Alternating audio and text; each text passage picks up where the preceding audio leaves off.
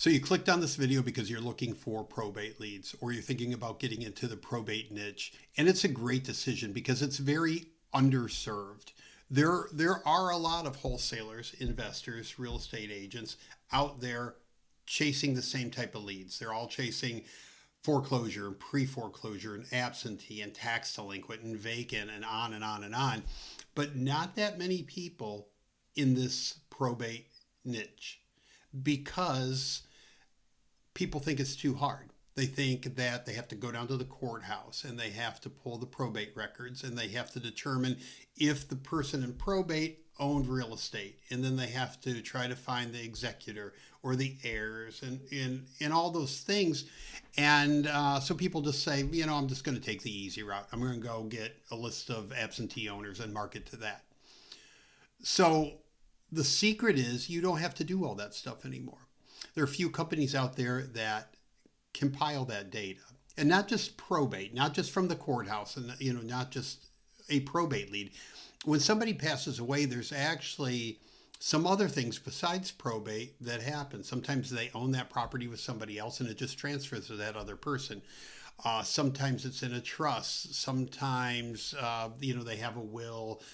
All these other things that happen. So it's not just probate. Right? So I talked to Micah today with US Lead List, and what their company does is goes to all of these different sources, again, probate, inherited, all these things, and brings it all together for you, and then gets the contact data of the person you need to talk to, the executor, the heirs, whatever, gets you their phone number, gets the email address, all of those things. It makes it so much easier for you. So I think there's a lot of things in the probate industry people don't really understand, right? So I just wanted to take a few minutes and talk about those things with Micah and let him explain it, coming from him because he's an expert in this industry. But let him explain it and have him introduce his company to you again, which is US Lead List, and let you know what they can do for you, right? How they can get you these leads with the contact data so you can reach out to these people and build a good, sustainable business around probate where you're going to get a steady flow of leads every single month that you're not competing with a bunch of people on. All right. So take a few minutes and watch this short interview I did with Micah. If you're interested in talking to US Lead List, right below this video in the description and in the first comment, there's going to be a link to their company so you can go over and request or schedule a conversation with them and just see if the county that you're in is available, what the cost would be, and let them explain the whole thing to you. Okay. So enjoy the video. And if you want to reach out to Micah over at US Lead List, check the description, use my link down there, and I really appreciate it. Okay. Talk to you guys soon. Hey, Micah, how are you? Doing great. How about you? I'm great, man. I'm glad you could join me today. And I wanted to do this kind of back and forth with you on, and talk about your company and talk about probate leads for my YouTube channel, for my audience. And I know there's a lot of people interested in probate.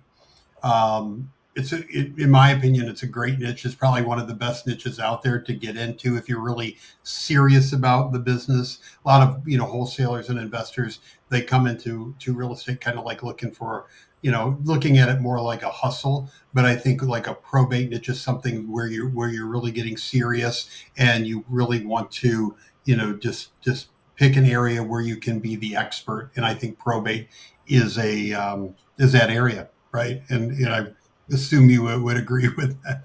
Yeah, no, you're not wrong. It's a hard place to cut your teeth in the investment space. There's more nuance.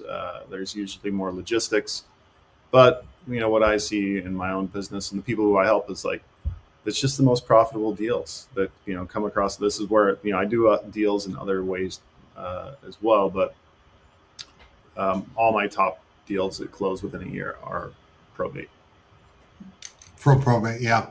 The the real quick before we dive into the probate stuff real deep, Yep. if you could just say, like, how did you get into the business? Like, what, like, were you a real estate investor for a long time? Like, how did you come to be the owner of U.S. Lead List? Just kind of give us your just a real quick background on you. Absolutely. So I started investing in '05. Um, Working a crappy job at a high-end restaurant, and started. I bought a rental, and it was a 4 unit. And I bought a 5 units, basically within 2 months, and I had almost replaced my W-2 income just with those two properties alone. A couple of really good deals. Actually, MLS back in the days when, sorry, no, sorry, I said '05, but it's actually 2015. My bad. Back when you could still get decent deals on the MLS. So I had 9 units, and that was how I started investing, and then it just kind of turned into a rabbit hole from there.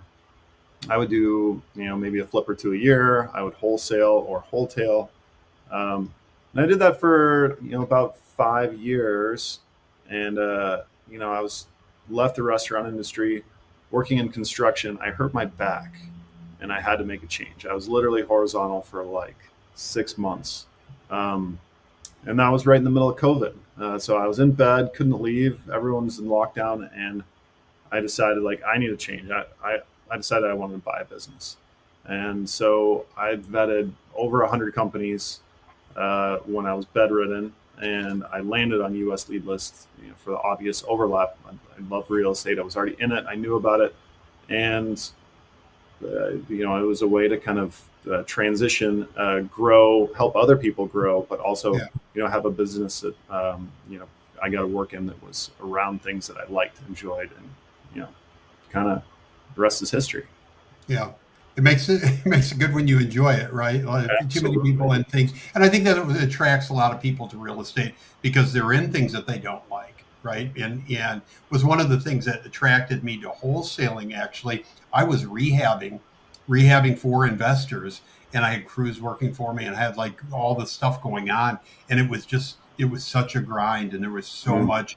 It just, I was, first thing in the morning until midnight every day. I was either going to the job sites or home doing, estimates for people. So, and it just became too much. So I thought, I'm just going to do something where it's less stress, and just, I kind of control my own destiny. So, like I totally get that. Um, with the probate leads, now we don't just call it probate, and let's clear that up, all right? Because a lot of people look at this niche, and they just think somebody died, house goes into probate, and that's not always the case, right? No, So so everybody looking at this, looking, like, they're thinking about getting into the probate niche, right? Let's really discuss when somebody dies and they're a property owner, what happens? When does it go into probate? When does it not go into probate? Explain that for everybody. sure.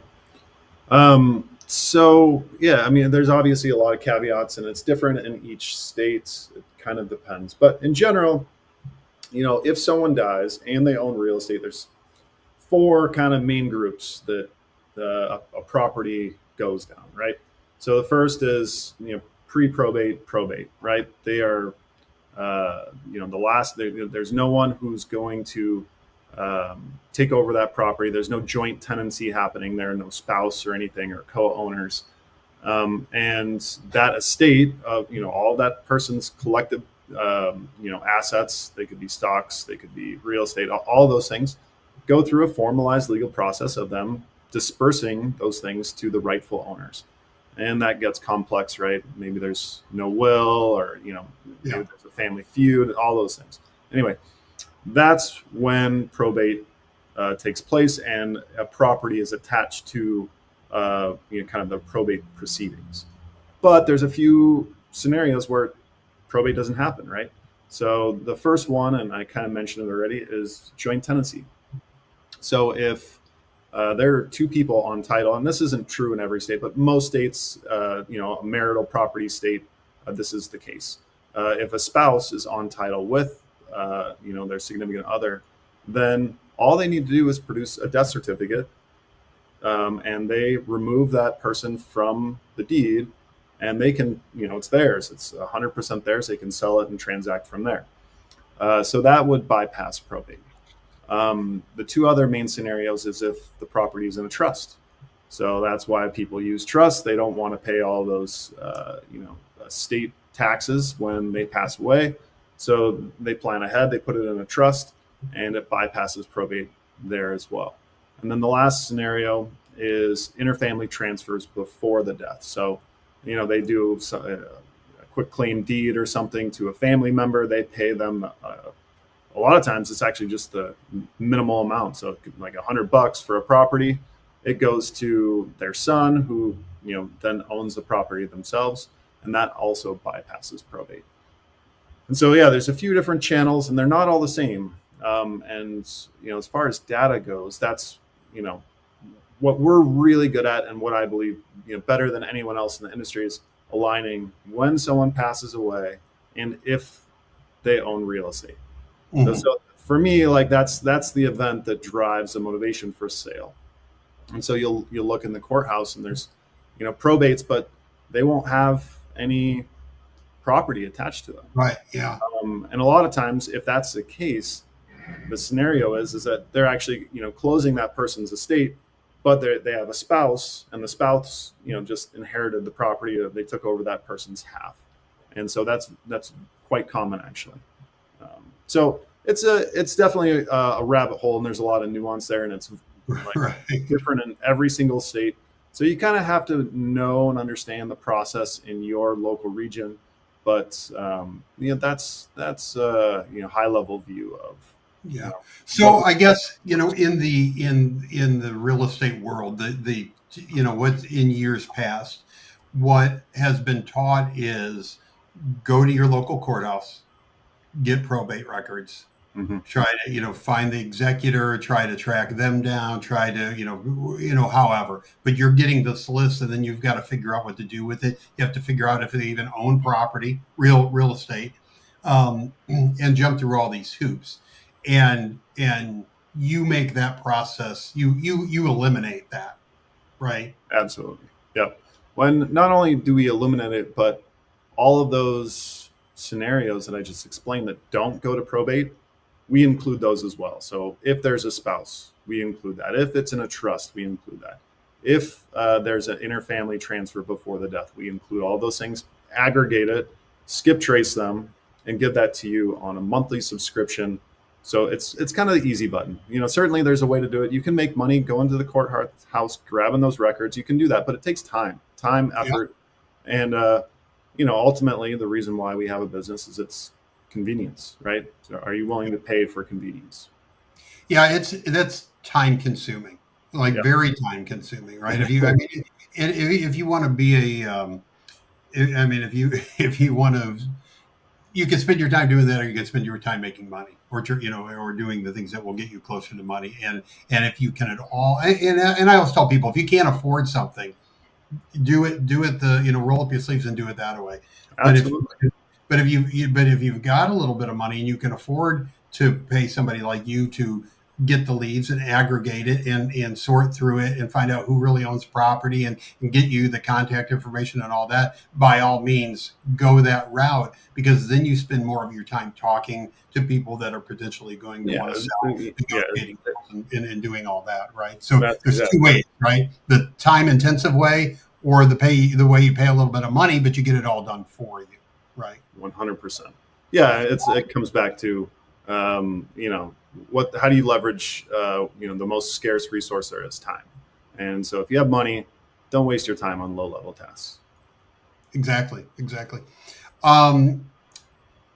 I remember years ago, I sold what I called deceased property leads, because I had access to the file where somebody passed away, and they were matching them up with properties. I didn't have contact information and all that, but I had access to that list. And I remember reading a lot and doing a lot of research on probate and deceased leads back then. And one of the things that I found out is a probate lead or a deceased property owner lead, they have a very high likelihood of being sold or transferred or whatever. I mean, but I think it was in 18 months, like 70 to 80% of probate properties or deceased owned properties sell within 18 months or something like that. Have you heard similar? So we track it internally loosely. What we see is it's about 50% of the properties transfer title over 2 years. So similar, maybe not quite as rosy, but it's like, I mean, if you can put a list together that half of the people, one of two, are going to be transferring title to someone, like it's hard. It's really hard to beat that. Yeah, Um, that was my point, right? yeah. It's like, what else are you going to find? Because I've always liked to target vacant, right? Mhm. Vacant property because it's vacant, so they even either had a bad tenant or they inherited the property. Something happened where it's vacant and distress and all that. And Absolutely. those have a decent likelihood of something happening, but yet the owner, they're still going to, they could fix it up and rent it again. They could, whatever. There's a multitude that can handle, things that can happen to that property where they don't end up selling it. But that was also the thing that kind of attracted me to probate was there's a really good likelihood that these people are going to say, you know what, it's in another state. I don't want to deal with it. I don't want to pay the taxes on it. We don't need two houses, all whatever, and they're just going to get rid of it. And I think that's the biggest thing about probate is you're dealing with a lot less leads, right? Because you're not. It's not like you're mass texting everybody that's an absentee owner or Right. everybody that has a property in this town. You're getting a much smaller list that you can more effectively market to, and that 50% of the houses are going to be sold. Yep. I think that's the beauty of it, right? So I don't have to worry about a list of 1,000. Like every month, I have to worry about a much smaller list to make contact with: postcard, text message, email, however your marketing channel is. But it's a lot less and a lot less expensive to market to a lot fewer people.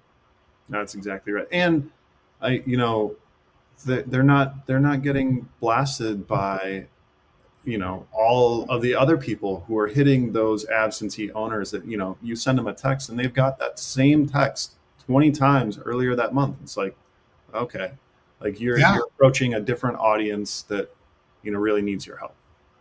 yeah, I agree. Now, I want to touch on this too, and because I think this is important to bring up that with probate leads, people have to keep in mind that these people just lost somebody, right? And it's I always think it's I'm not going to rule out younger people because there's some younger people that are compassionate and very professional and all that, but probate, in my opinion, again, like a lot of people get into wholesaling, look at it as like a hustle, like a quick way to make money. Yep. I think probate is a little better suited for somebody that has a little bit of experience, that have closed some deals. I don't want to say they're necessarily older, but I think older helps, right? They've dealt with maybe death in their life, maybe they've had grandparents or family members that die, so that you just don't reach out to a probate person and go, "Hey, you want to sell your house? I know your husband is right." So you want to address that a little bit, like maybe how you approach it. Yeah. Yeah. I mean, you're exactly right. And it's funny. The people who, have been my clients, I have some clients that have been around with our company for over 15 years. They're almost all those same things you said. They're usually older, they're experienced. They don't want a giant list. They don't want a bunch of things to manage. They want people in this very specific situation. And they've just carved out a marketing method where they get in front of them in a way. And then really like and I learned this from them because I would just call them, hey, what's working, how do you do this, how do you, like, what's your game?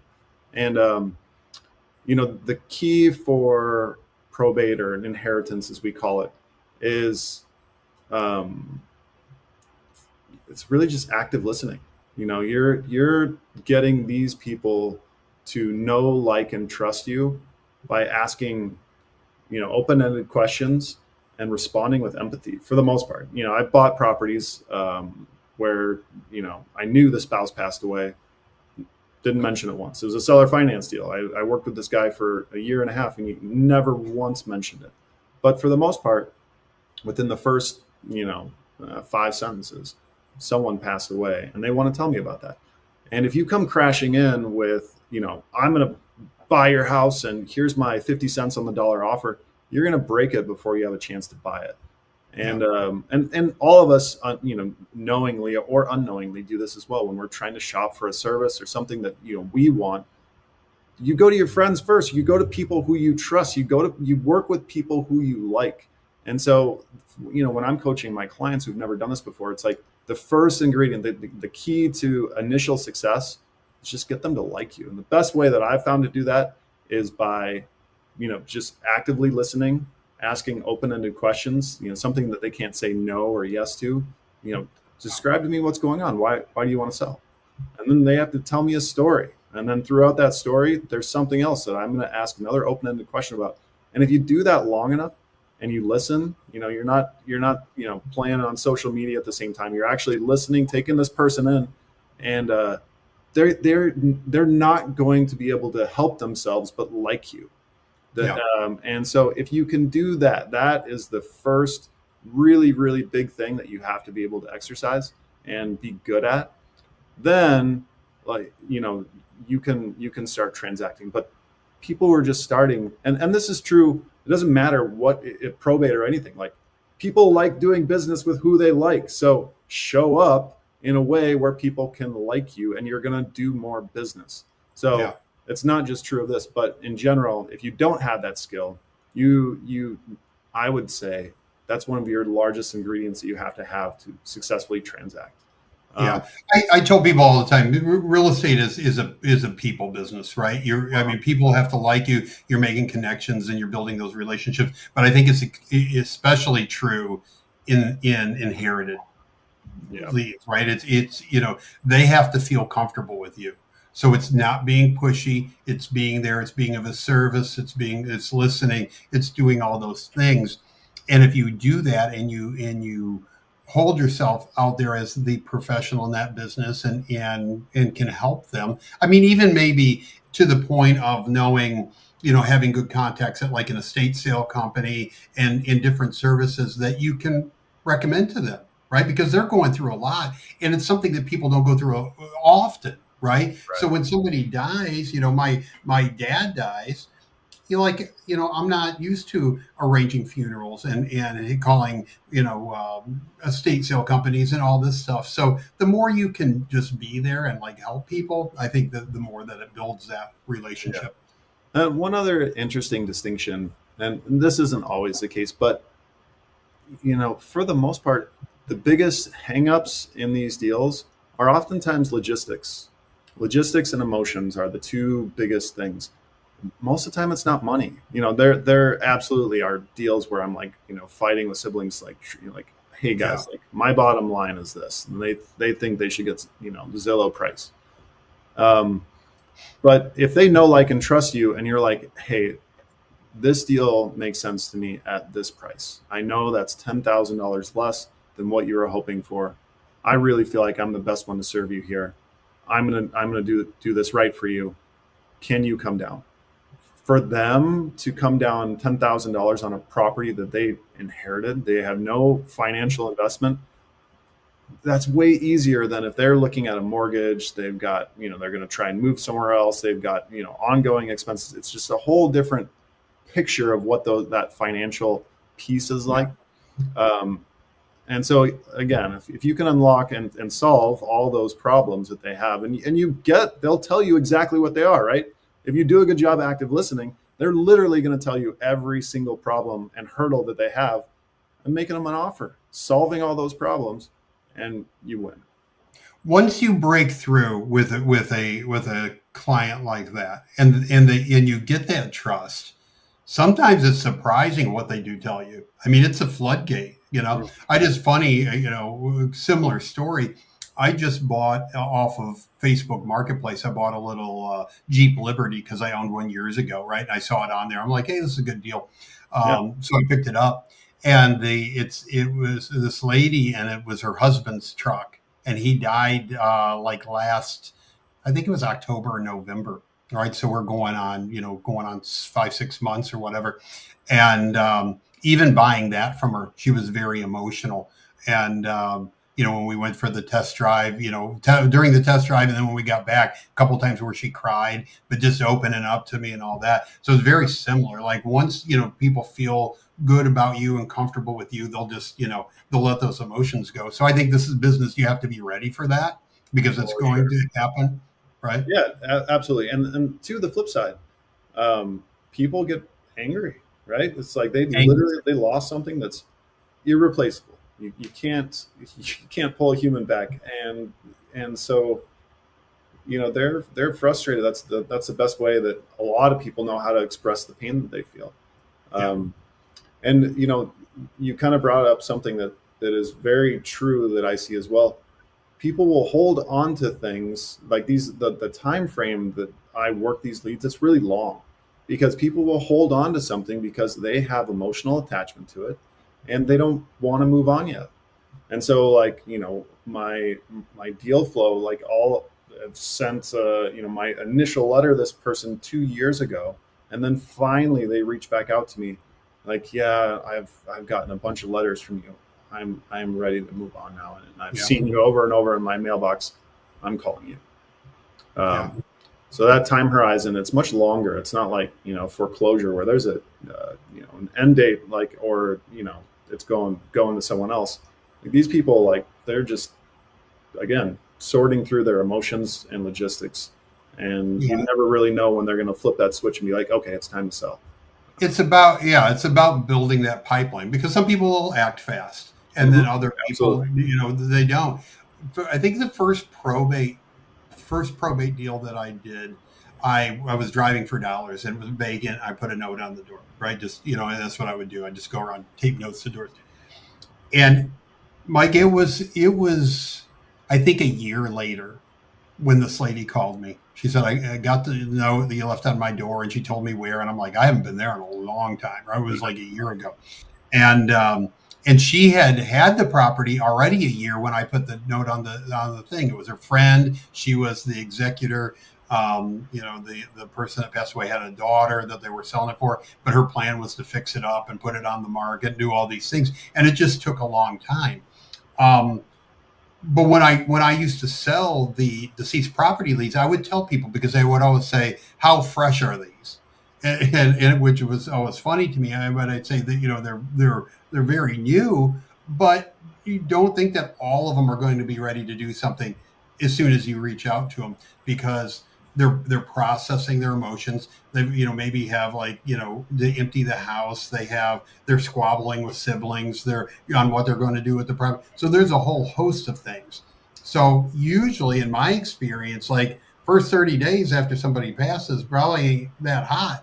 But when you get to month 4 and 5 and 6 and 8, that's when they become more likely to start doing something, right? And then you get some people that just drag their feet out to, like you said, Yep. maybe 15, 18, 24 months or whatever, right? So it's about building that pipeline, continuing to market to them, and letting it all flow, right?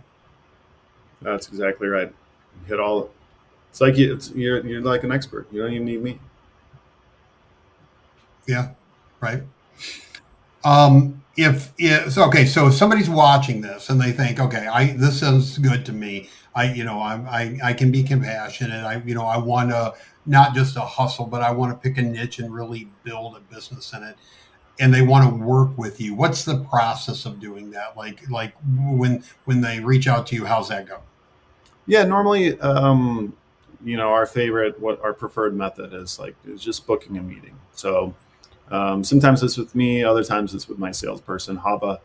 But the first thing that we're trying to establish is like I already mentioned earlier, like I firmly believe that we're the best at this than anyone else in the marketplace. And to protect the people, our clients, we only sell any given county 3 times. So there are counties, across the nation that are sold out and there's a wait list for. And so, just connecting, like, is my county available? If it is, then, basically we just kind of run you through like, costs, how it works, and then, yeah, kind of line up the ducks in that manner.